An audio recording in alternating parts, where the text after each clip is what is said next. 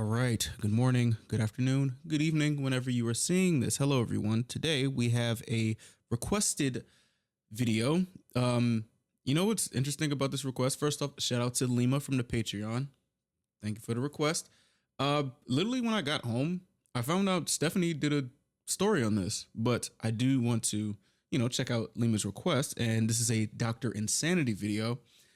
The title says 13-year-old realizes his twin brother just killed someone. I can't really imagine the feeling of that, honestly. I don't know, but I would say let's go. Let's check this out. If y'all heard about this case, I don't know. Lima said this was very, very sad. I can imagine it being sad, but this is, I don't know. I don't want to talk too much in the intro, so I would say let's just go. The thoughts, views, and opinions expressed by the host of this show are for authentic, honest, and entertaining purposes. Unless you don't think I'm entertaining. I repeat, this is my opinion. I am not telling you how or what to think or feel, but I do encourage you to speak your mind and have conversations. Just don't do too much. Also, this video is brought to you by Sebastine's Patreon, where you can access over 1,000 videos of exclusive content. If you want to subscribe and support this amazing community, click the link in the description below, and thank you for everything. Enjoy the video. How are you? Oh, you're coming out? What's you editing? I was editing Dexter. Dexter? What do you guys suspect or what do you guys know about what happened? What you mean? Police are speaking with 13-year-old Hunter and his twin brother Levi. Okay. And while they appear clueless now, one of them has just committed a gruesome murder. Oh, what the fuck? We need to talk to essentially each of you. Where's it at? And we're wondering if we can go down to the police department. I don't know what's going on. Neither do I. As the weeks-long investigation continues, Bro, I found out that twins always interest me. Cause how? Like, I know it's a stupid. I'm sorry. I don't want to act stupid right now. Sorry. detectives discover that these are no ordinary boys.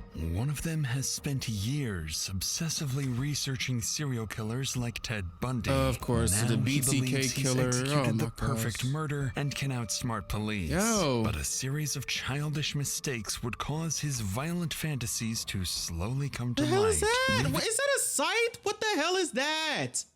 Yo, Mistakes would cause his violent what is this?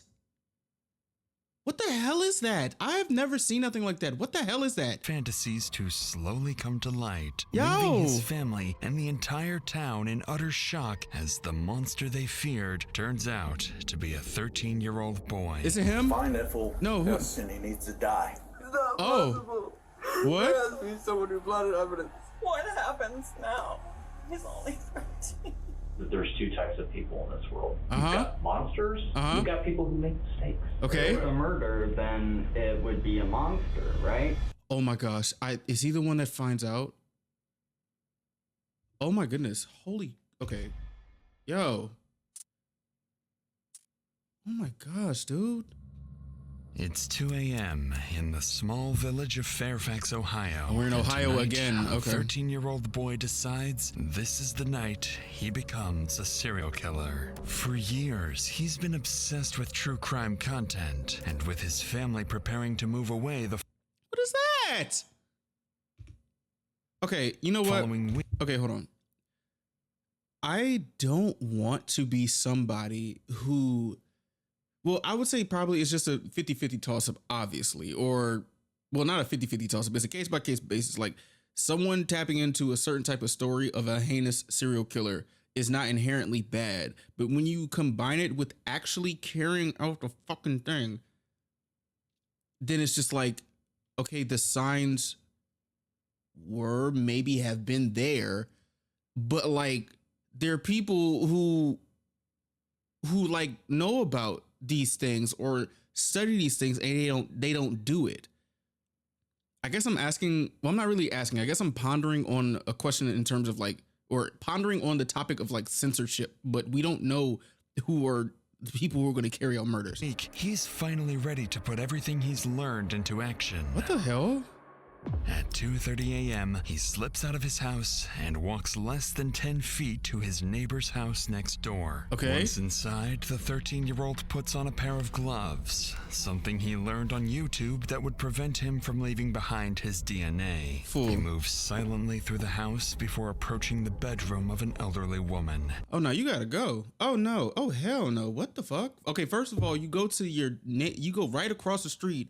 And you're doing this to an elderly woman. You need to get the fuck up out of here. At No. 2:40, he begins strangling her. But despite months of preparation, he quickly realizes this will be far more difficult than he expected. Because when the woman wakes up, she fights back, punching and brutally Yeah, scratching beat his the boy's ass. face. But just minutes later, the woman is dead, killed at the Bruh. hands of a little boy.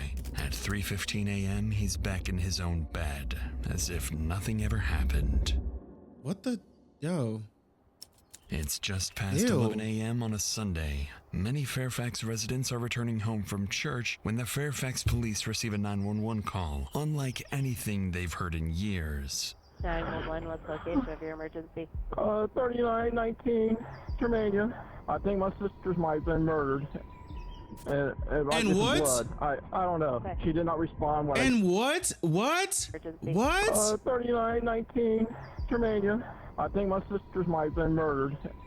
Oh my gosh. That's exactly what I thought. Wow, my yo. It might be some blood. I don't know. Okay. She did not respond when I yelled at her. All right, sir, I have help coming out there for her, okay? Do you know of anybody Okay, thank that you. might want to harm her or anything like that? Absolutely nobody.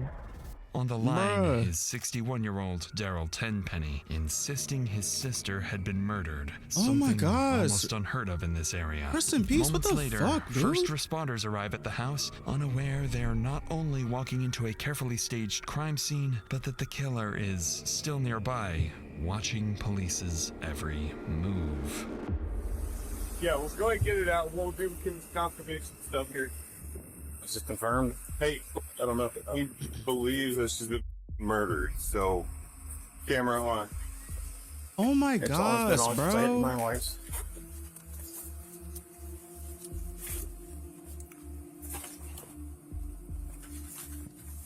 Hold. Rigor. Just try to touch as Oh, least as you guys fuck, can. Do what you guys bro. gotta do. Yeah, no. So you got blood. Did he cover her up? I don't know. The dispatch said that he found her with a pillow over top of her. I don't know about peroxide and cleaning chemicals. What? A lot of cleaning chemicals. Pepto-Bismol. She drank it. I don't know. Well, let me go. You want the monitor? Oh, we have rigor.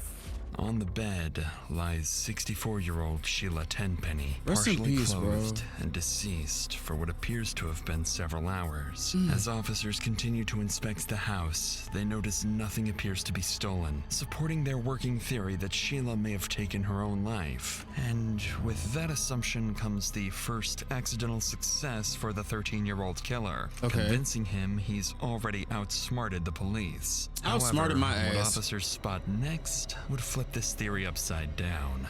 It's just it's a female DOA on Germania. Just kind of odd pillow over her face and some chemical Hair around the underneath. house. Blood and hair underneath your finger. Blood splatter around the bed. Oh my the guy that found her gosh, said the door dude. was open, and he said that he told the squad that he thinks she was murdered. So We'll get. I don't see blood from her. So that might not be from her. Who knows? That's police work. I don't mean to overstep. No, you're good. Pills. Yeah. I mean, it's possible. Yeah. While But- the blood and but hair it's a lot beneath of Sheila's blood, though. fingernails certainly raise suspicions, Uh-huh. investigators still refuse to rule out the possibility of this being self-inflicted. Okay. But before they send Sheila's body for autopsy, there's still something that doesn't sit right with them.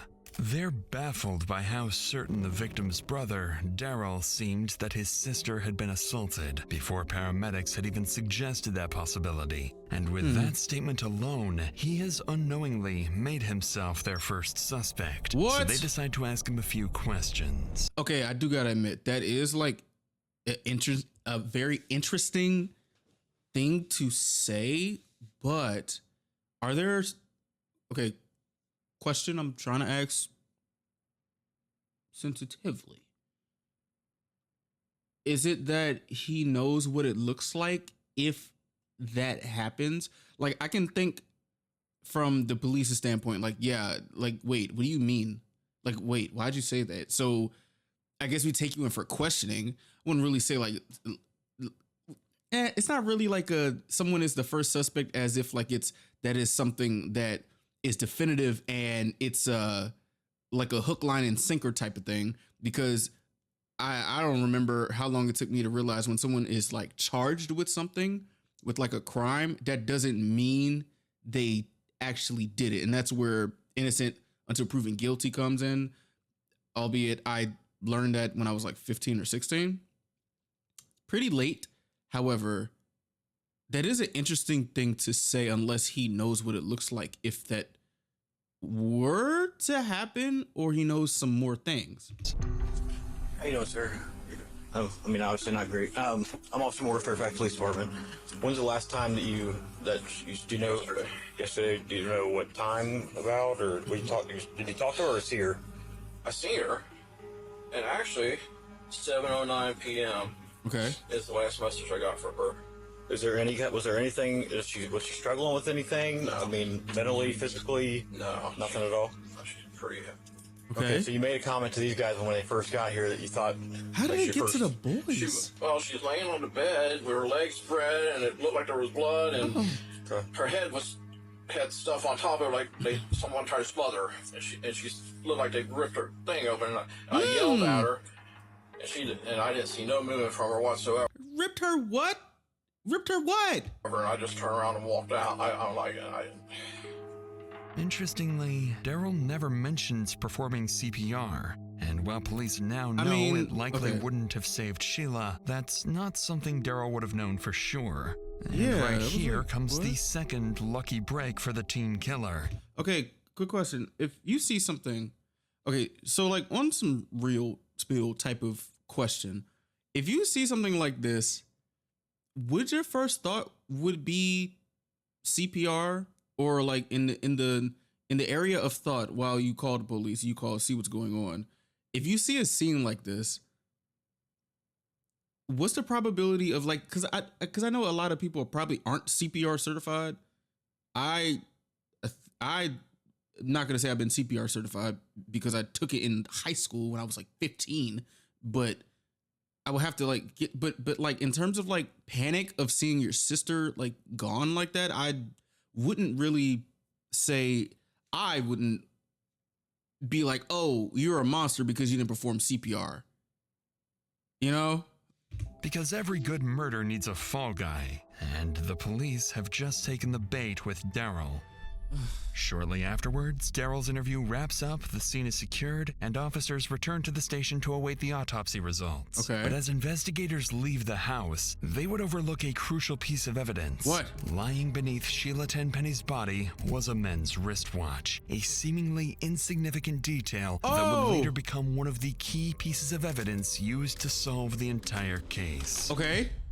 All right. 1 week passes, and then comes the update investigators have been waiting for. The forensic and DNA results arrive, completely overturning their initial assumptions. Investigators determined that Sheila Tenpenny had suffered blunt force trauma to the head and neck before ultimately being strangled to death. I do gotta say, am I the only person that thinks like autopsy reports are really eerie?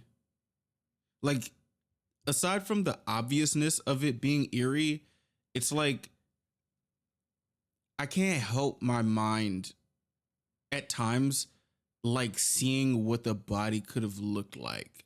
Does that make me weird? Like, I don't know. Like, my imagination is kind of vivid, and I'd say like one of the things that I learned about myself, that autopsy reports really make me feel,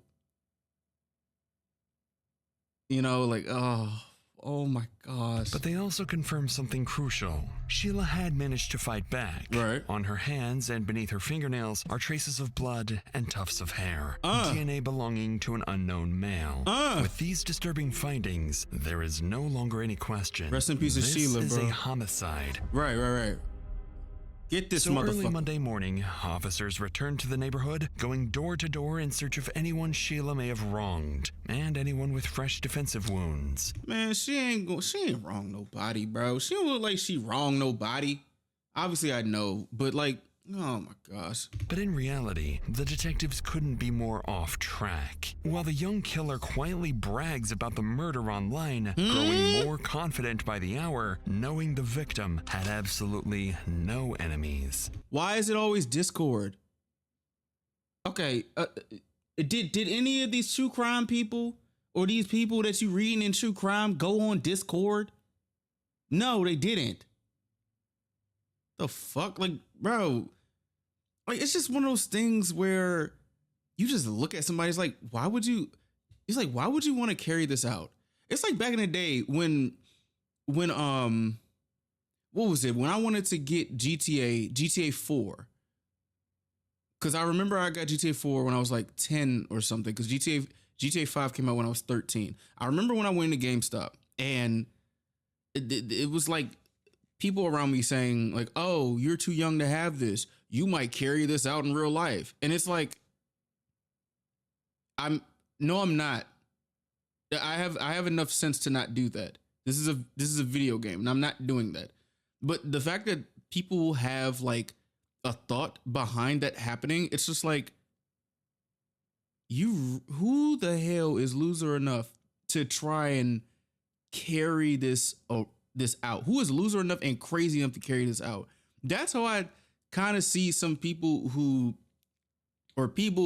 carry out these murders just because they were influenced. But it's just like, what do you think is gonna happen? Like, that's what you want to do with your life? And I'd like to pride myself as somebody who doesn't yuck nobody's yum, but that's a yum that I'm gonna yuck. Because what? Really? And it's more or less like, you know what? No, I'm that yum I'm yucking. Hell no. And as police begin surveying the neighborhood, they have no idea which interaction will bring them face to face with Sheila's killer. So you're one of the trusted family members. What we're doing is getting elimination DNA from anybody we talk to, as long as you're willing. Okay. Thank you very much. And then how about your hand? Just let me double check your hands. I know you work with them on the other side. Yeah, that's better great. hope you ain't never getting no fights ever. Got a lead or anything. Shit, you better hope and pray you ain't getting no fights ever when they checking you. You better hope and pray, cause they gonna be on your ass. There's a lot going on, I'll say. So this is just part of the process. Oh, they're not trying to. Before I forget, in case you have anything else or need to reach out, I have email and phone numbers on there. Find that fool. Yes. And he needs to die. Yeah, hey man. Capital punishment. Hey man, all I right. wish we did that more often, to be honest with you. So I mean, you know, if he gets out, he's gonna do it again. You can't cure you don't that. fix that. Yeah, You don't fix that. I agree. Yeah. Okay, you're good there. I'm gonna come up here soon. I know this is a pain in the ass, man, but I definitely appreciate it. So you guys think this is a random thing, or? I want to say no. I do. Well, but from what I've heard, you know, the guy down in that new house over there, and a couple others, I've been out here having my cigarette. I hear, I think the brother did it. They're going to arrest him in a couple, 3 days. Shit. I'm like, what? You think the brother did it, huh? Yeah. Why? Any reason why they think that? I don't know. Probably because like it just, you know, I guess like probability maybe, which is messed up. But there are times where the closest person may be someone that does do it. It is messed up if they didn't do it. However, I guess like it's not far-fetched, but it's still like, it's very unfortunate. You know what I'm saying? Because it's also doubly traumatizing him. You know, like it's like, damn, bro, fuck. That's just speculation right now. That's interesting. After speaking with more than a dozen people, officers uncover a major new rumor. Many in the village suspect Sheila's own brother, I'd be mad as shit. Daryl, is responsible. With this as their only real lead, another team of officers led by Special Agent Richard Ward makes a surprise visit to Daryl's house, less than a mile away. Bro, the fact that they're not even, or I'm assuming because the pacing of Dr. Insanity, I'm kind of getting accustomed to it. I'm guessing that he's holding off and saying when they went to the house across the street, because he didn't like say anything yet about going across the street. Because if he went around the neighborhood, he obviously went across the street. You know, usually that would be like the first place, or right or left, or right in front of the house, right? And for the actual killer, the plan appears to be working even better than he imagined. Suspicion has successfully shifted onto Sheila's own family member, pulling detectives completely off his trail as they begin focusing in on Daryl. For now, though, officers have just arrived at Daryl's house, where it would soon become clear just how lucky the kid got and why Daryl makes the perfect fall guy. I'm still getting a little lost with my mother, and I have I not know, Daryl. straightened anything out. And now I got more to deal with. Whoa, you weren't lying. Yeah. What you mean? Well, these are right here, all these boxes. Where do you hang out at? Oh my. In here. Oh my. Hey, I need to ask you a favor. Remember I got you swabs? I need you one more thing. Could you just show me your shirt, underneath your shirt, that you don't, I just want to make sure, I want to satisfy myself. I don't think you'd ever hurt anybody. No, especially my sister. Okay, throw your shit back on. So you have any idea when the funeral's going to be? Well, we don't have. They won't release the body yet? I don't know. Nobody's contacted us. I was going to send you a message this morning and say we are okay with that because we want this person caught. Right. Suffice it to say, Detective Ward is taken aback by Daryl's unusual living situation, but still no scratches. Hey, so the man. investigation takes a step back. There is seemingly... Hey man, it's not as unusual as people may think. It's not. No one they can tie to the murder. No enemies, no leads, nothing. But that's because they're looking at this crime completely the wrong way. With the investigation at a standstill, officers canvassing the area continue knocking on doors until they reach the neighbor directly across the street. What? Just 50 feet from the victim's home. It took them that It's long? one of the homes where no one answered earlier. And as they approach the front door, the homeowner, Rebecca, steps outside, unaware that in the next few minutes, her life is about to be turned upside down. Oh my So gosh. I don't know when it actually happened. I know that we saw like the trucks or cars or whatever on Sunday. So and actually Sunday morning at like 6 a.m. We had to run to the ER because my son, Okay. the cat, I guess, was sleeping on his face, and they startled each other in the dark. Oh And man. it scratched him, and so we were worried that it could be bad or infected. And so Really? Yeah, he's fine. Really? Okay, you know what? Now that we already know that one of the twins did one of these, I'm skeptical as hell. The cat scratched your face, huh?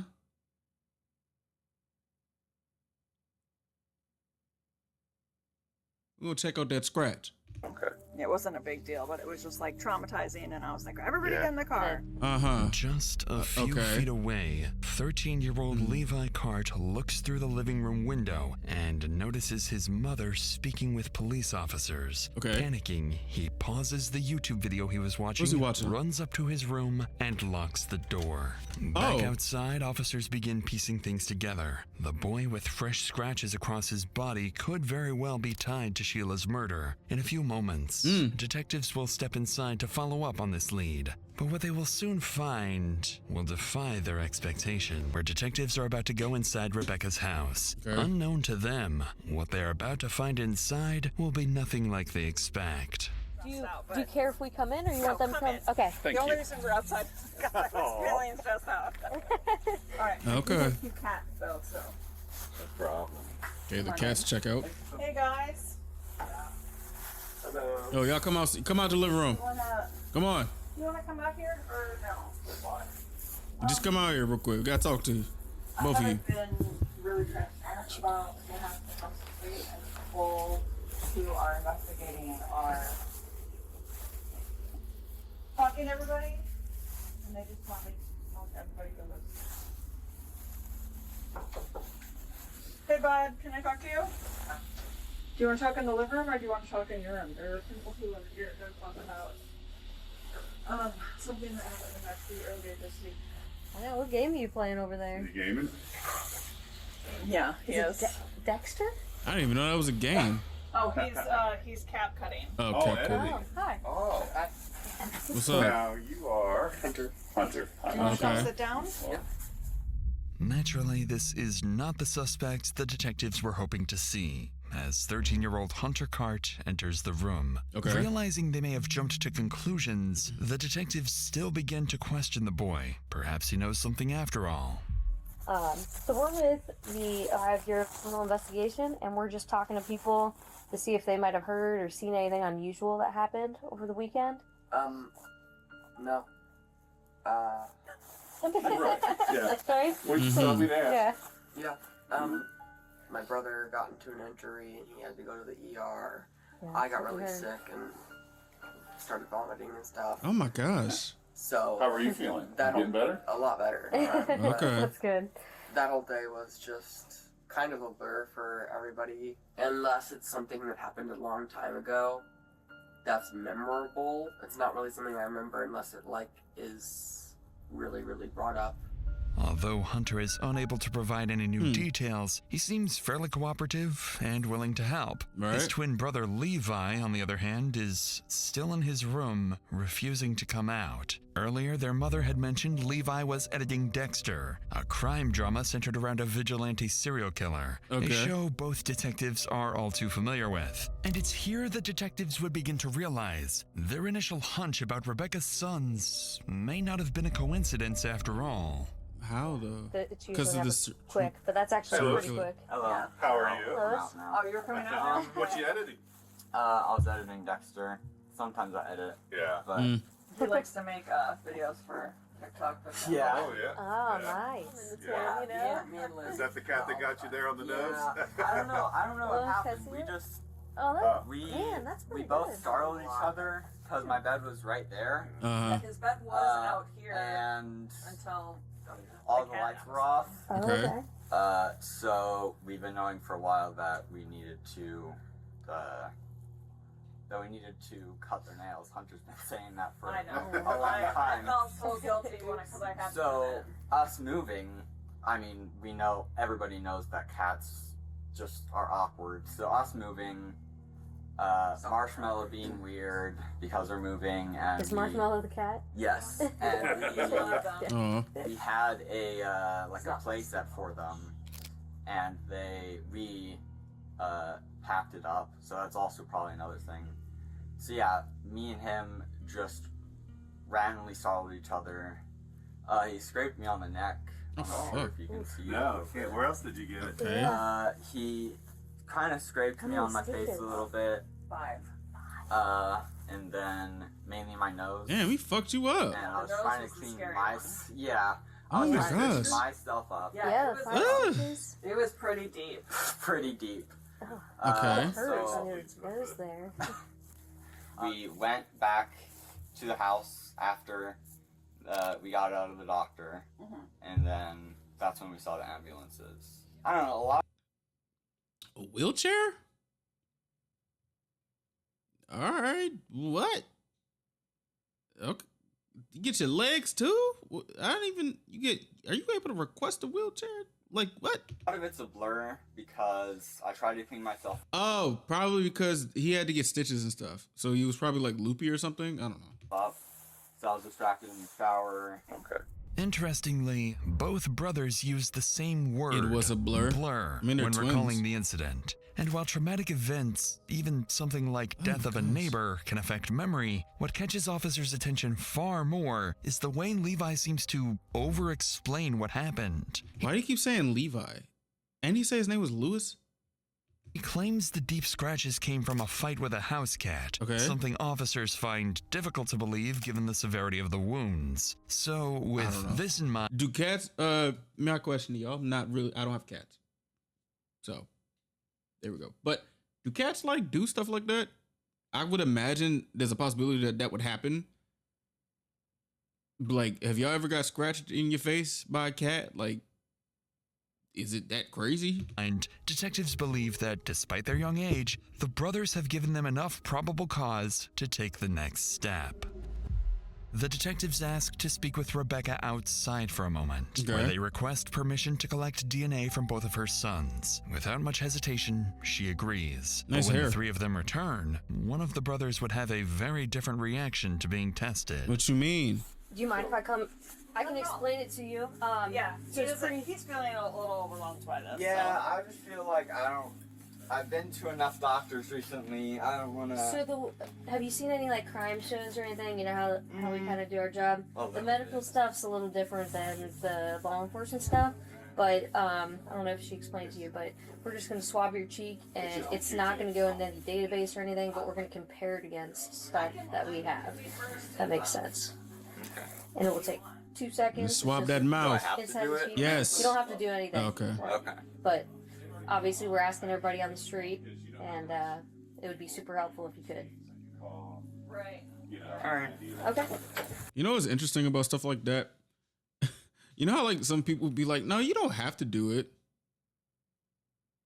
But like knowing if they say no, that's going to raise suspicion.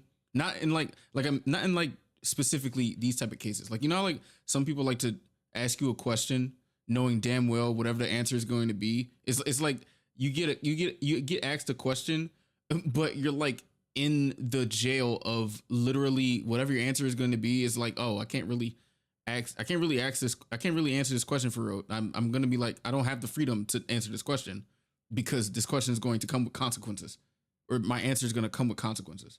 Like one of those types of things. It's just like, well, no, you don't have to, but they don't say the other part. Like, well, if you don't, we're going to literally have suspicion about you. Obviously they're not going to say that, but it's like, I mean, this is an investigation. So they're probably going to be trying to cover all bases because we don't know who did this. And you're Levi, right? Or you go by Lewis? Go by Lewis. Lewis? Okay. His name used It'll be easier if you sit down. Oh, his name used to be Levi. I'm going to do it first. Okay. I can do it. I'll show you. You're making him go in the hot seat? I can be the guinea pig too. It's whatever. Yeah, everybody get a DNA test, damn it. The detectives proceed to take DNA swabs from both brothers, though Hunter and Rebecca are clearly far more willing to cooperate than Levi. But what one of the brothers doesn't seem to realize is that the more he talks, the more the Cart brothers begin to look less like witnesses and more like suspects. Interesting. He has a few scars on his back, but it's just from the surgery. Yeah, because my. Oh, Y'all niggas just talking. Sorry. Oh yeah. Oh, Well, it wow. looks pretty I never noticed. minimally invasive. Yeah. It was 2 years ago. Yeah. Yeah, it was a lot. Yeah, I have worse Hunter's always scars than that. Yeah, it So. didn't look like that. Yeah. Sorry, Very good. I keep mentioning things We that had a you don't good mention. surgeon. You just keep talking. Okay. How does it feel It was, to have yeah. any scars now? Dr. Stevenson. It's where they go in and they How does it feel to have test scars each now? nerve root that links to your leg. What do you guys suspect, or what do you guys know about what happened? Well, I can tell you this: it shouldn't have happened, and we need to Okay. figure out why it happened, so that hopefully Interesting. we can keep it from happening again. Because we'd hate to miss some evidence, and if you've watched any TV, we don't want to be those cops that forgot to do this or look into that. We have watched plenty. They You love know what I watch- They mean, love so- watching the true crimes. It's kind of like I TV, don't like but it's a lot differently. Yeah. Me and my brother, especially my brother, know a lot. I would say, definitely my brother knows a lot about just the police in general. Okay, keep talking. Keep talking. Huh. He wants to go into the Marines when he gets older. Nice. Yeah, I do. Oh, interesting. Well, That's cool. recruitment Yeah. is always there. Everybody's looking for. Yeah. I mean, those are hard hopefully spots with to my fill anymore. disability, I don't get. Yeah, there's a spot for everybody, in my opinion. Me and Lewis have both agreed that him especially is a lot more mature than most kids our age. Oh, so you can handle this news. You guys are handling it pretty well. Yeah. Yeah. Strangely, Hunter continues offering interesting Yeah, what's details going without on? being prompted, insisting that the teen brothers are far more mature than most kids their age. Is he just like a chatty patty or something? Like, he don't know how to be quiet? Like, Yeah. And when he brings up Levi's injuries, Levi becomes visibly uncomfortable. Yeah, that was so specific. Like, that was very, very specific. How does it feel to have 3 scars?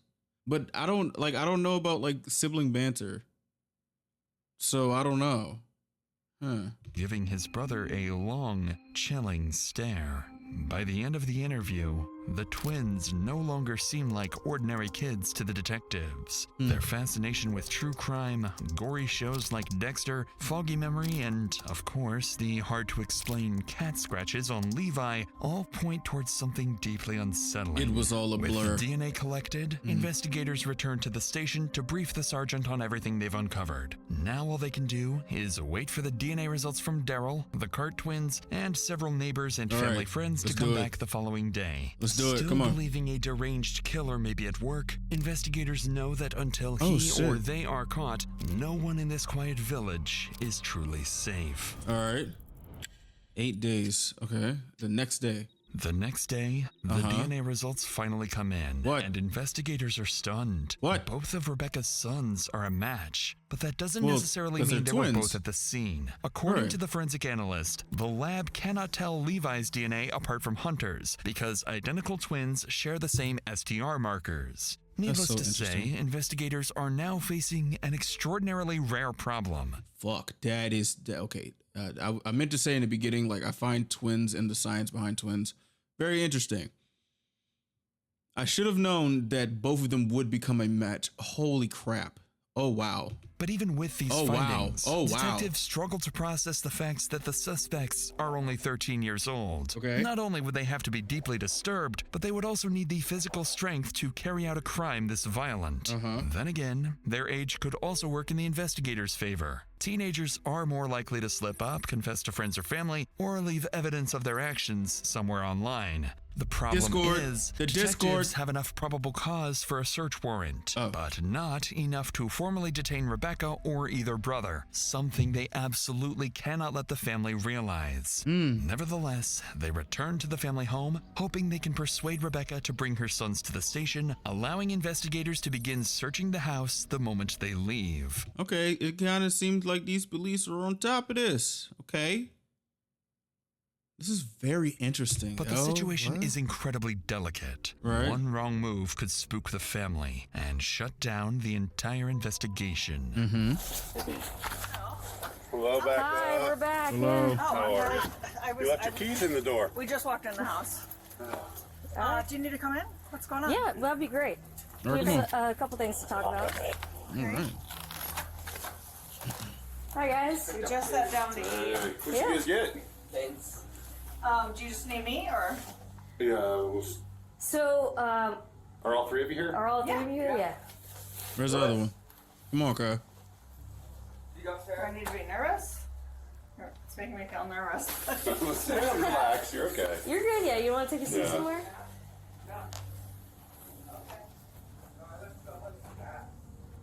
It's okay. I'm gonna go sit down so it's a little less weird. Yeah, come on in. Just relax. Yeah, you guys are good. Okay. Do you guys want to sit down here? You be more comfortable? Hey, Lewis. Sure. Did you get canes too? Yes, we literally just walked in the door. We need to talk to essentially each of you, and we're wondering if we can go down to the police department. Just so we have a better area to talk. Okay. So if you guys want, let's put some shoes and socks on, maybe a coat, and then we'll down to the station. That way. Clearly, detectives didn't arrive with a strong plan and are instead relying heavily on improvisation. Somehow, though, despite not having their answers fully prepared, they appear to be succeeding in getting the family to the station voluntarily. I mean, well... But that can only work for so long before someone catches on. I mean, but at the end of the day, if you're trying to act innocent, doing this would be something that they would do, no? Do we need to be getting lawyers or something? I'm feeling nervous about this. I don't. You're welcome to call an attorney. Watch out, Lewis. Also, like, do we have to go? Yes. Is it just like right now thing, or is it We would like it. Yes. It would make. I mean, yeah, they not finna leave and come back after you eat your food. Yes. Bring out food. What? I mean, at 13. You don't have to do anything, I suppose. Right. Okay. It would be in your best interest. How about we get there, we can explain kind of what's going on, give you some more info, and you can always, Okay. Well, do you want to explain what's going on before we head out there? No, Kane's in the bag and let's go. Sure. You guys want to wait a second? Is that what you mean? All three of you outside, if possible. That food is about to get cold. We need to go over Never some mind. things in the neighborhood with you, ma'am. We can go back to Fifth so we don't have to sit in the rain. Yeah. And we got some pictures I want to show you, and I'll show you and your sons.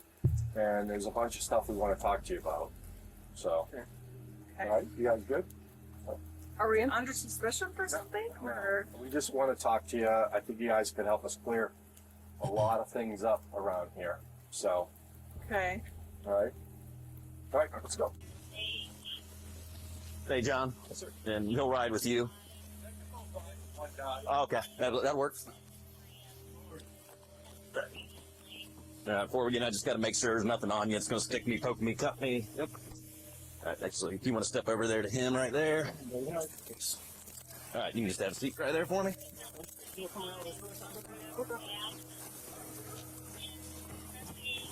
Do we have to put this on you for the whole 3 blocks? Better not spill that drink. Do not spill that drink. You probably will put it, so. I mean, but there's nothing that we can't talk about. Yeah. I don't know what's going on. They just, bro, they just feel like 2 awkward twins, like a little awkward and stuff. Obviously, I don't know which one of them did this. Cause I can't speak from the mindset of someone who has, like, cause I'm an only child. Bro, I would be so freaking mad and scared and mad at the same time if I found out that I would think I would be. What would y'all do? Y'all people who have siblings and twins. Like, are there any twins? I might ask the twins, Kaylon and them. Actually, it's probably not the best. I don't know. My anxiety levels went through the roof. Oh. Yeah, I'm sorry to hear that. I don't know why there's so many, like, police vehicles either. Yeah, that's definitely what scared me. Seeing all the cops immediately pull up. Like, one person's there, didn't see that other cop pull up, and then I was just like, why are they? What's the reason I'm sure for that? I don't know, maybe it's an intimidation tactic. I guess, but what? I don't know why are they would trying to intimidate us. intimidate us? Right. Miraculously, despite the detective's sloppy handling of the situation and Rebecca's growing skepticism, they still managed to convince the family to come to the station. For now, they've purposely kept the twins together, hoping the cameras might catch something incriminating. You know what's interesting? If I would think, or I would be under the assumption, if these two twins, or which one is obsessed with true crime and stuff, you would know to shut the hell up, right? But if you are tapped into stuff like that, potentially you would know. But they are 13. But I don't know. Huh.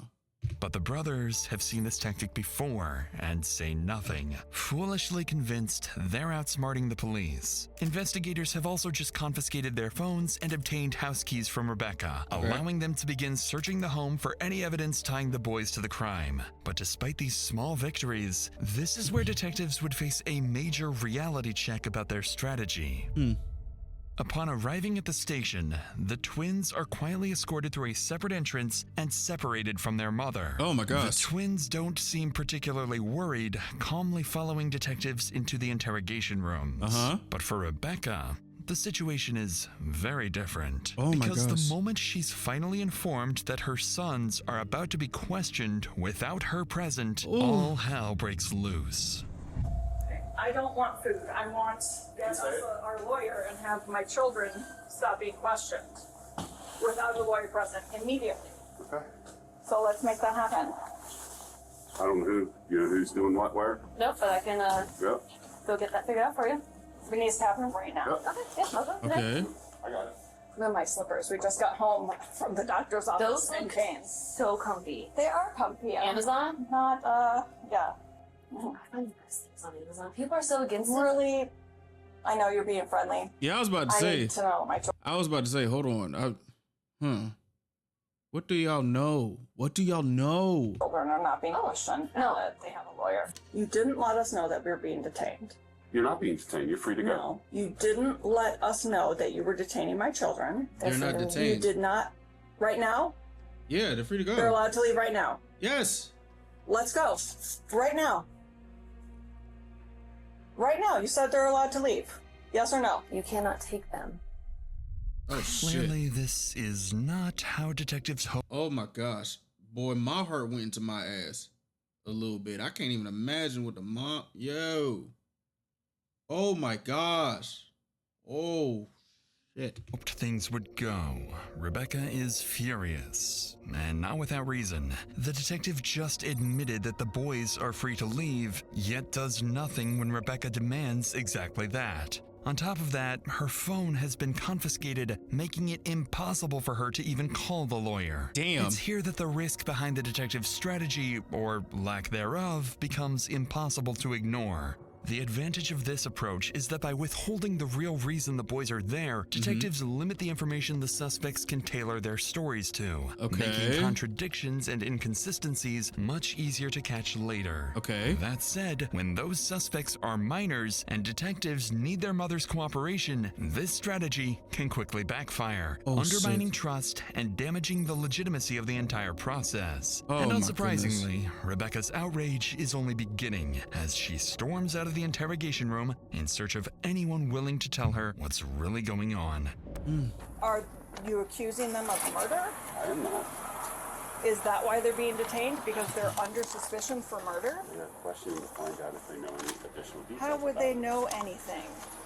Unless you were accusing them of murder and you think that they murdered someone. So that's I'm saying this whole charade, the way we've gone about this and approached it and slowly showed things to me because I've asked questions and not because you were transparent, is not okay.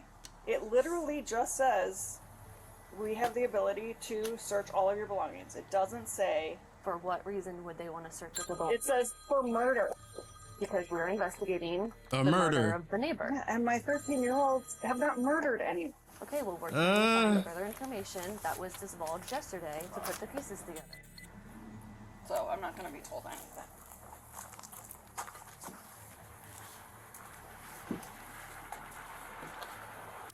Why am I not being questioned? Because we didn't think you We did would it. love to talk to you if you would be willing to talk. I'm literally standing here waiting. Well, we were trying to talk to you, but you want to make phone calls and do all those things. If you'd like to talk, we can talk. You're well aware. Huh? Okay. So, Cause this gotta be so nerve-wracking for the parents, bro. I ain't gonna hold you. Oh my gosh. A lot. And nothing because they're not telling me anything. Well, I would assume because I asked for a lawyer for the boys. He's saying because we talked yesterday. I'm asking him. Calm down. Sorry, I'm really worked up. I mean, I'm not- I know. I understand. I understand. You have every right to be worked up. I'm just trying to sort it out. All right, I'll let you do So your thing. under what grounds are they being questioned? What prompted them? there was a murder that happened across the street. I understand that, but what specifically about our boys is causing you guys to bring them to the station for questioning? Those details I don't know because those investigators know more about that than I do.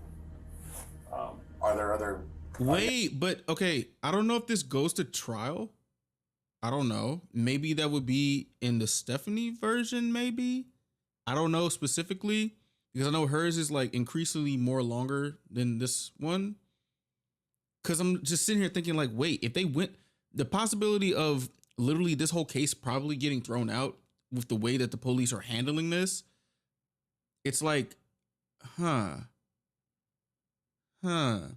I will probably watch Stephanie's version on my own time to get more info.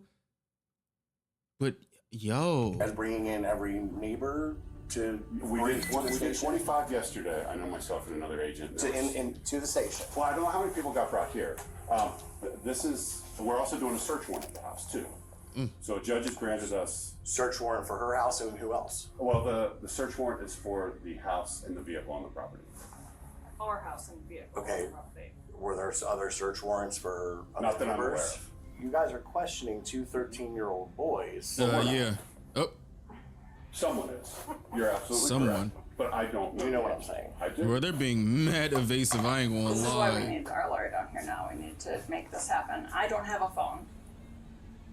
So this needs to happen on your end. Do you know the number? Whoever we call. After getting little to no answers from the detectives, the twins' father calls a lawyer, hoping he can intervene. But even with legal counsel now on the way, detectives press forward with the interviews, fully aware of the risk they're taking. At the same time, ever since the boys left with the police, a search of their home has been underway, and very soon it will begin yielding crucial evidence for the interrogations. Oh shit. As both brothers wait for their interrogations to begin, it quickly becomes clear that one of them is about to be treated very differently. Okay. Because Hunter had been significantly more talkative the day before, detectives opt for a more casual, friendly approach, and even his interrogation room reflects that. Levi, on the other hand, is placed in a cold, cramped room, subjected to the kind of interrogation tactics typically reserved for an adult suspect. Okay. Based on the scratch marks alone, detectives strongly suspect Levi is the killer. Bro, I don't know if that is like the blur is making it more like blotchy. But again, I want to ask y'all who got cats. Is like a cut like that something that be happening with cat owners?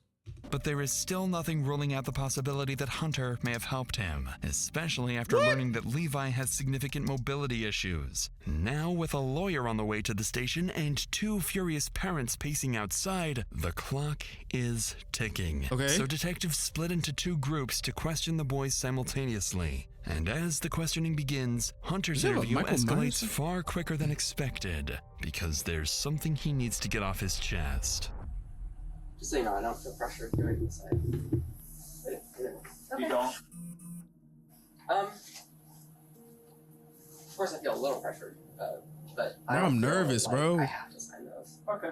I just know it's more suspicion is put on me if I don't answer any questions. Right, so he knows. Yeah, we're here to talk, ask questions, get your story. I know you told Lauren a little bit. Can I say something? Yeah. I want to say, I don't think my brother would be able to do anything like that. But because that day he got scratches on his face, because of that day it all seems like a very wide coincidence, you know, because of course his cat was his face was scratched by a cat.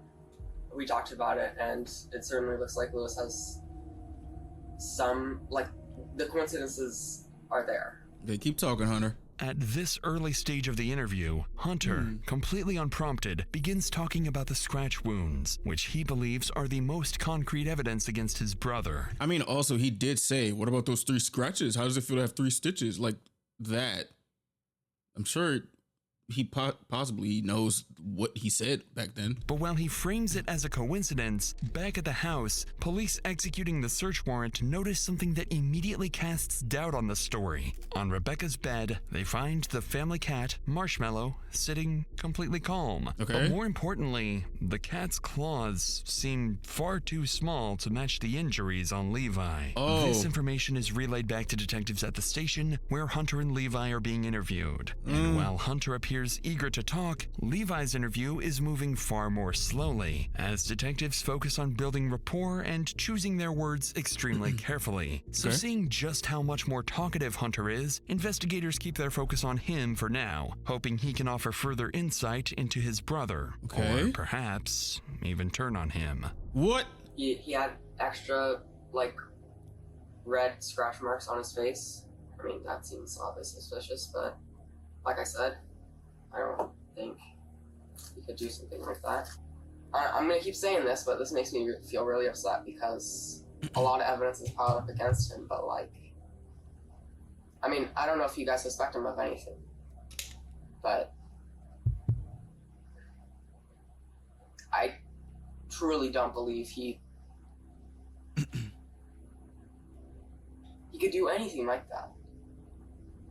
Even though he has all these things. He's never talked about anything like that with you? Who the fuck would talk about some shit like that? Anything like what?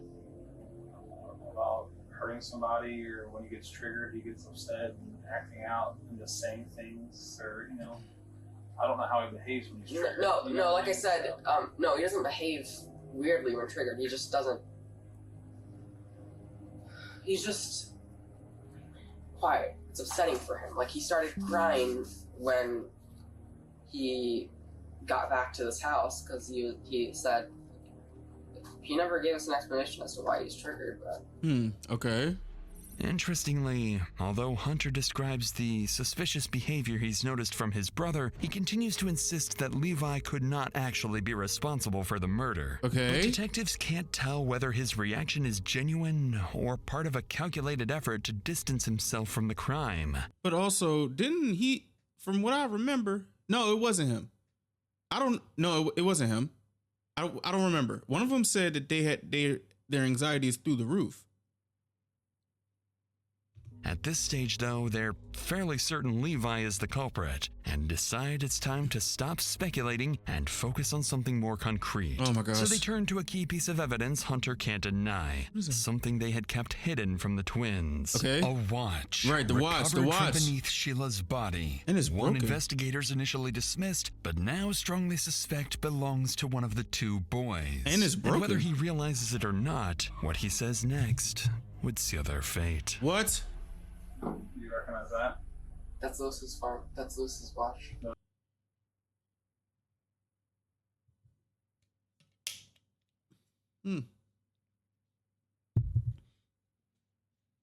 All right, then. Lewis's watch? Yeah. Okay. All right. Oh, shit. What do you think about that? What do you mean?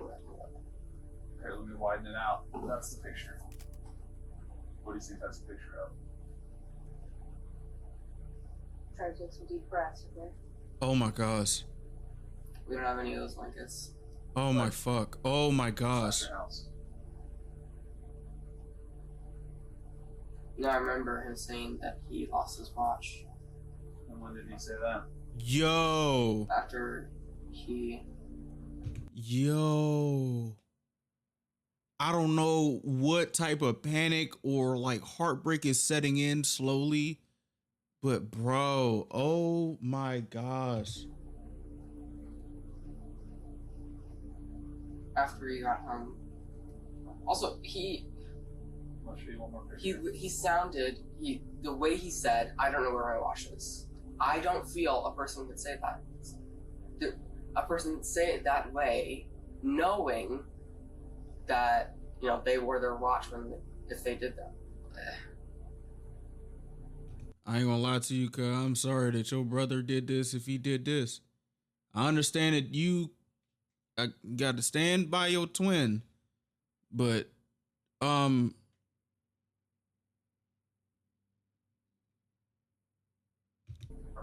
Are you saying he purposefully oh my gosh. hurt? We don't know what his purpose was. We just Is know there- he made a mistake. How would he even do that? He's fucking disabled. That's a great How would he I know. sneak out of the house, get into the house, stab somebody? Is it true that them? Is that true? Did you find DNA evidence? We're not gonna. Yeah. So There's no way he would do that. There's some stuff that happened that we can't give you details There's about. no way. You have There's no way. Oh shit, yo. If he Yo, damn. There's no way.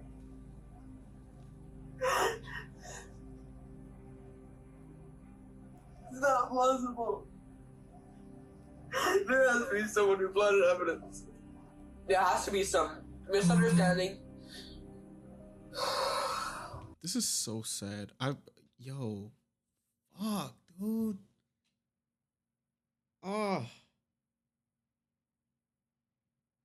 Oh my gosh. At the thought of his own brother being responsible for the murder, Hunter appears to completely break down. Detectives realize he's now too emotional and overwhelmed to provide any more reliable information, so they decide to end the interview. Despite failing to secure a confession and not fully ruling him out as a suspect, still, they've learned something important. More insight into Levi and confirmation that his watch was indeed at the scene. But just outside the interrogation room, the boys' parents continue arguing with deputies. And with a lawyer coming to intervene, investigators are running out of time. If they want to secure an admission before the interview is shut down, they know they need to raise the stakes with Levi. So the detectives interviewing him finally move on from building rapport and shift the conversation to the scratches, testing whether his explanation matches the one he gave the day before. Okay. Do you know what we're investigating? I mean, I know something happened down the street. Across the street? Or across the street, right in front of me. Right. A woman was murdered, right? So we're trying to find out what happened. I mean, I've already talked to FBI investigators. My cat had randomly woke me up with all the lights off, like sitting on my neck. So it like scratched my face. I felt very bloody, obviously. There was a lot of scratches on me. Usually, because of my disability as well, I use like a shower chair. Okay. Yeah. Because I can't really stand for that long without getting like super fatigued and falling, or just like walking around for too long. Didn't use the shower chair because I didn't want to make a bunch of noise and make anybody up. Right. So I ended up literally falling. Okay. And I fell and like hit my head on the shower hose. On the shower hose? I think like around here, like right here. Jeez. So I don't know. Does that cause you to bleed more? Yes. Okay. As Levi once again over-explains the incident. I apologize about the... Bro, I don't know if there's going to be like a twist or something. And I really... if it happens, it happens. Because it's like...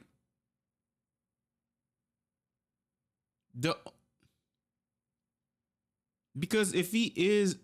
And I want to... Like, I didn't know he was disabled from the wheelchair. I thought it was like he was probably loopy from the stitches or something. Okay. Detectives notice he makes a point of emphasizing that the injuries became worse after he slipped in the shower. Okay. But something else in Levi's account immediately stands out. After mentioning his medical condition, detectives recall reviewing his records and discovering that Levi has cerebral palsy. This brings the detectives back to an earlier question. Not only is Levi just 13 years old, but his disability raises serious doubts about whether he was even physically capable of carrying out such a violent attack on his own. Hey, bro, if there...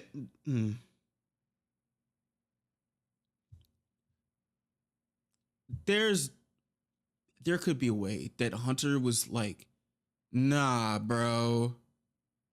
With him crying like that, I mean, that would make sense if I would say because of like because he keeps talking, you know, like he keeps talking. But I don't think like he would try to do this mastermind stuff. I hope we're going to talk about the Discord thing that was said, because I remember that. I feel like I need to watch Stephanie's version too, because there's information that's probably left out. Especially considering Sheila fought back. Investigators know Hunter is physically stronger, has no disability, and shares many of the same interests in true crime as his brother Levi. At this point, detectives are realizing they may have prematurely cleared Hunter, treating him more like a witness than a suspect, and in doing so, may have lost their chance to implicate him. No way. But with the pressure mounting on Levi, this may be the perfect opportunity for him to turn on his brother. What? And for the first time during his interview, the bond between the twins is about to be truly tested. No fucking way. We get in like 15 minutes later, Mom starts seeing a bunch of sirens outside. And she opens the window and she's like, oh my God, something happened to Denise. And me, already in a panicked, weird state, I kind of started feeling emotionally triggered. And when she said there was a bunch of ambulances outside, I started to freak out even more. Okay. I just felt even worse because Mom had said that something had happened to Denise, our neighbor, right in front of us. And and I started feeling even worse. Just to the fact that the same night that something happened, or something like that had happened, that what? That I had an injury of my own. Although Levi never directly blames his twin brother for the murder, he seems more focused on how bad the situation already looks for him. Like, yeah, that looks so crazy. There's no way that Hunter did all that crying and stuff and he's the person that, bro, there's no way, bro. There's no way, bro. But at the end of the day, it's like the plausible, I don't know the word, the plausibleness of it being Hunter seems more likely because he's like stronger. And if that's the case, him talking so much, it's like, of course you would think Hunter is clear because he's talking so damn much. Because if he did this, why the hell would he be talking so damn much? But, I don't know if I'm still like kind of fixated on that Discord thing.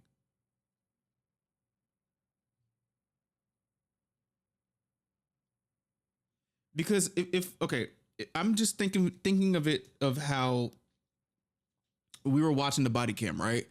So Lewis was like in there, like the way that he sounds, it's like, do I really have to do this? Like I'm trying to do something. Like he's 13. I remember when I was 13, I was a little shithead and I didn't want to do stuff. Okay. So it's like, do I really have to go? Like I'm just editing Dexter on CapCut. Can I just finish that type shit? Like, and all that stuff. And then going back into his room. Like that kind of checks out. I do find it, if he, bro, I don't know. Just like if it is that coincidental that he got, that his story is clear, it's like, wow, like, huh? But is there scratch marks on Hunter? You know? But like when they were in the living room, Hunter was just hovering. Like y'all remember that, right? Like he was like, you saw his green shirt, like he was literally just like hovering around, looking nervous, like, oh, well, not like nervous, but like awkward, like, oh, well, do y'all want me to sit down or whatever? Like, because he like kind of pulled out the chair or something. Oh no, the mom did that. Like, what? And as the interview continues, it would only get worse, because detectives begin receiving critical updates from the house search that is still ongoing. Okay. And officers have started uncovering disturbing items. Inside Levi's bedroom, officers recover a journal containing violent writing and repeated references of wanting to kill someone. They also uncover a growing obsession with serial killers, books, online content, and material saved focused on infamous murderers. My gosh. In particular, Ted Bundy. Detectives begin to realize this was far more than just a morbid curiosity. Over time, what began as an interest in true crime had evolved into something far darker for Levi. And now detectives are left trying to determine whether this interest in violence had consumed them both. Because Levi and Hunter are twins, the blood DNA recovered at the scene is consistent with both of them. Something detectives choose to intentionally keep from Levi. Instead, they plan to tell him that the DNA points specifically to him, hoping this pressure will make him crack. But if Levi is the criminal genius he thinks he is, he will easily be able to see through the detective's bluff. So, you said you've never been in Denise's house, never been, okay. Do you know what DNA is? You ever heard of it? I've heard of it. Okay. So we're trying to figure out, and I want you to help me explain this, okay, why your blood would be in Denise's house. Also, okay, I'm sorry. I'm just like, my brain is working. Hunter said it was planted. How would it be planted? Like, what's the possibility of it being planted? Like, why would they plant Lewis's watch? And it was broken. Like, you know how, like, I don't remember what it like looked like on the other side, but you know, like, you know how like sometimes like the watch, the watch band is connected by this little whatever type of thing it is, and sometimes it like comes out, and that's why the thing is like broken. And the strap was broken on the bed too. Not the strap, the thing that goes in. You know, the Sorry. Y'all know what I'm talking about, right? The thing that goes under the thing so you can lock the damn watch. I apologize. That's what we're trying to figure out. Well, I'm not sure. Cause I don't know, like, how is it my blood? Like, that's what we're trying to find out. Cause I don't know why it would be in my house. I mean, in her house. Yeah, that's what we're trying to figure out. That's why we're even here right now. Oh. Remember we got those swabs from you? Mm-hmm. Well, we compared that to the blood in the house, and it's not only her blood, it's your blood mixed in with it. Wow. Through DNA testing. I don't know what explanation I could give you or even come up with. That would be... Also, I do want to, like, if I didn't say it before, I want to reiterate, I don't know which brother it is. I'm just, like, trying to think about what was being said from Hunter's thing. And I guess my brain was thinking in real time of the possibility of it being a Hunter, you know?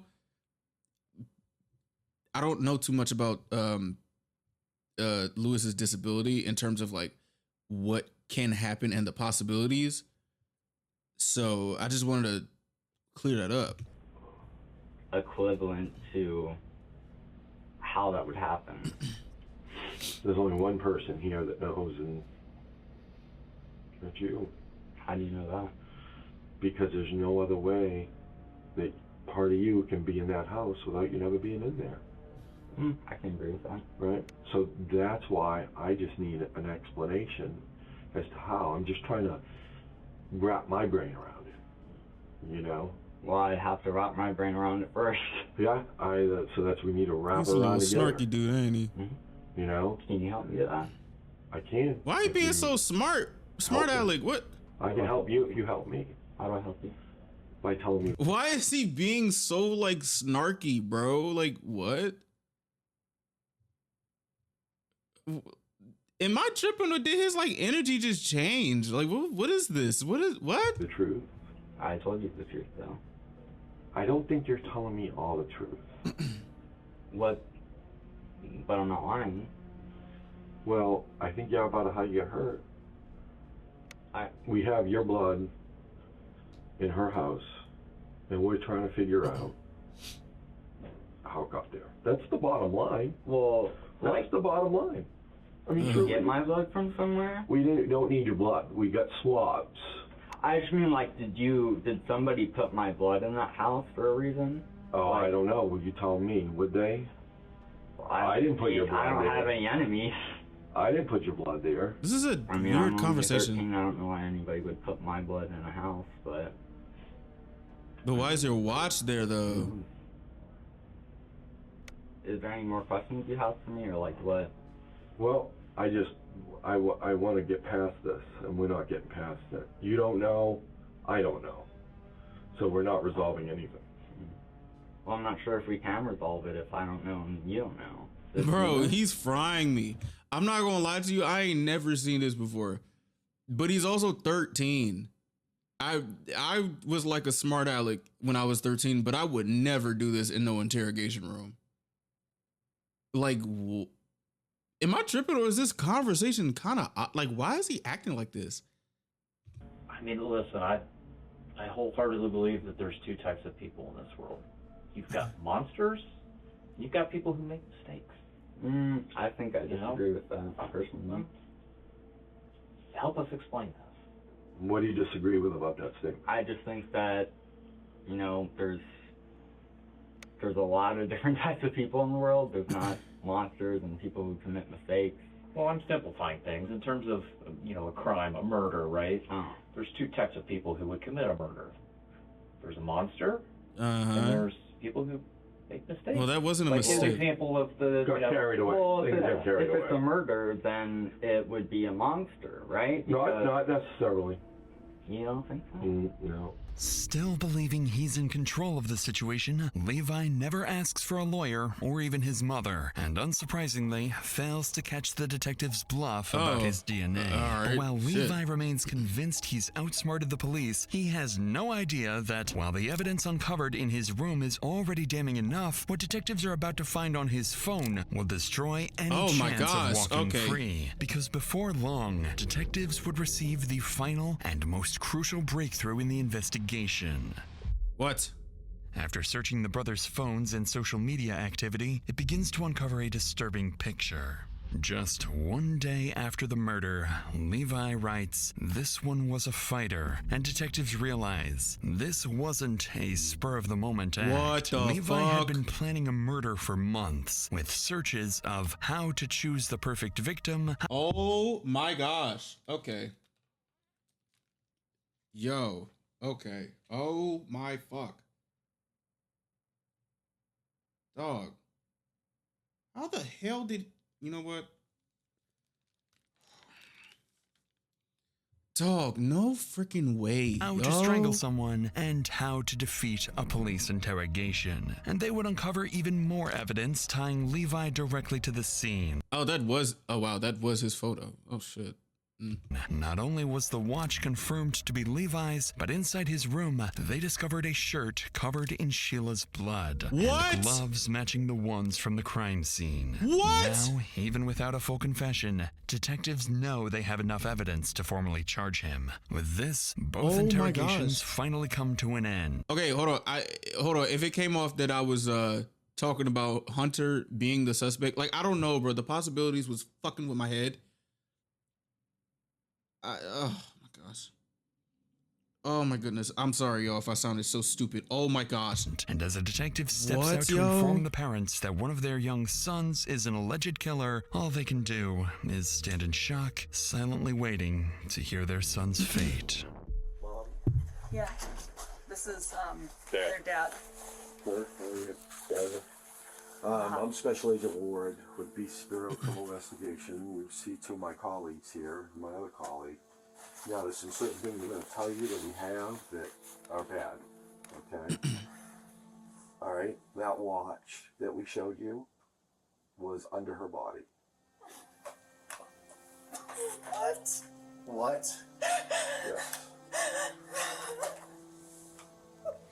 No. Okay, I have more things to tell me. Okay, I don't know what in the world happened. Oh my gosh. We're not talking to him anymore. I mean, he doesn't want to really talk anymore. I don't know what happened.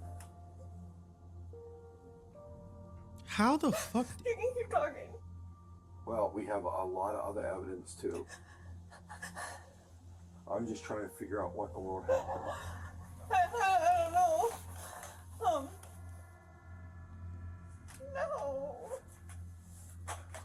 You're not gonna comfort your wife while she's crying? No. Well, he's probably processing as well. Oh my gosh, bro. Okay, sorry, what else? I'm not doing this to... I don't think you are. I'm just trying to do my job, and I'm in so shock. am my colleague. What happens now? I'm consulting with the Hamilton County Prosecutor's Office. He's only 13. Oh my god, oh my god, oh my god. Well, I know, honey, I know. I know. Okay. What the fuck, dude? No, it's not true. No. Oh god, I feel like such a over being so stern. I never. You're a mom. There's no way you could have known. Yeah, like there's no way. After finally learning what their son had Bro, done, Levi's family are left to come to terms. Bro, there's literally no way you could have known. Like, bro, even, well, I don't know these people, but like, there's no way you could have known. But the devastating reality, With the overwhelming evidence against him, on November 10th, 2025, Levi Cart ultimately pleads guilty to aggravated murder, aggravated burglary, and strangulation in the killing of Sheila Tenpenny. And because of his age, Levi receives the maximum sentence allowed under juvenile law. He will remain in a juvenile facility until he turns 21, meaning he is expected to be released in 2033. But for Sheila's family, the outcome still doesn't feel like justice. Under juvenile sentencing laws, Levi cannot legally remain incarcerated beyond that age. What? And at Levi's sentencing, the lead investigator warned the court, telling the judge he made a mistake. It was good luck for us that he did, but in the future, is he going to learn from those mistakes? That's what I'm concerned about. For the detectives involved in the investigation. Wait, what? Wait, what? I thought. Oh, well, he is 13. I was about to say, wait, I thought they can't try him as an adult. But what's going to happen in 2033? Like, they're just going to release him? Like, there's no information about, like, parole or, like, we're going to monitor you. I don't know anything about juvenile court, so that's something that I do need to check out. Because what? There remains a terrifying possibility that Sheila was not the Bro, there's no fucking way. He held. What the fuck? End of Levi's violence, but only the beginning of what he could be capable of. And while this case left Ohio shaken by a killer no one ever expected, our next case unfolds somewhere danger is never supposed to reach. Inside St. Vincent North Hospital, more than a dozen gunshots sent patients and doctors into lockdown. Okay, the fuck? All right, you know what? As SWAT officers move floor by floor searching for the shooter. Doors open. How do you be finding these cases? That way. Just go that way. Why is it? With one person already dead, more than 70 rooms, and a maze of hallways to secure, police are forced into an intense race to stop the gunman before he finds another victim. What? Okay, where the hell does he be finding these joints? That's one. Two, there's no way the mom could have known this. Like I would really say without the evidence, I would not have expected him to be capable of doing this. But then again, I don't know too much about disabilities and his specific one. Because his brother was like, that's impossible. I'm not going to repeat what he said. But it's like, like, what the fuck, bro? That picture has pissed me off. That picture really pissed me off. Because what do you mean you have a picture of you, like, yo.